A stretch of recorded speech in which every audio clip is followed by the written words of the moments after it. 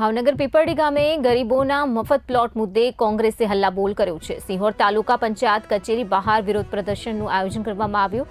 Plot ફાળવણીમાં ભ્રષ્ટાચારના આક્ષેપો ઉઠાવાયા તો વિરોધ દરમિયાન 50 રૂપિયાની ખોટી નોટો ઉડાડવામાં આવી। તાલુકા કોંગ્રેસ પ્રમુખ અશોક મકવાણા સહિત આગેવાનો હાજર રહ્યા। પોલીસ દ્વારા આગેવાનો અને સ્થાનિકોની અટકાયત કરવામાં આવી હતી।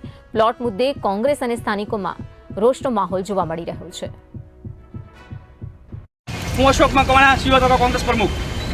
પીપળી ગામમાં 1991માં જે એને થયેલું હતું 205 નંબરનો સર્વે નંબર, એ સર્વે નંબરની અંદર જે તે સમયે પ્લોટિંગ પાડેલા રિઝર્વ પ્લોટ રહેલા હતા, જે પ્લોટિંગ હોના લોકો છે એની ઉપર એ પ્લોટ માંગણી કરી રહ્યા છે અને એને બાંધકામ કર્યું છે। પરંતુ આ ટીડીઓને પૈસા જોતા છે।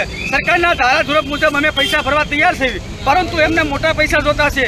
એ પૈસા અમારી પાસે છે નહીં। ત્યારે પીપળી ગામજનોએ અમને જાણ કરતા કોંગ્રેસ પરિવાર એમની સાથે આવ્યું છે અને તાલુકા પંચાયતનો જે ઘેરાવ રાખેલ છે। વંદે માતરમ, ભારત માતા કી જય કીધું છે।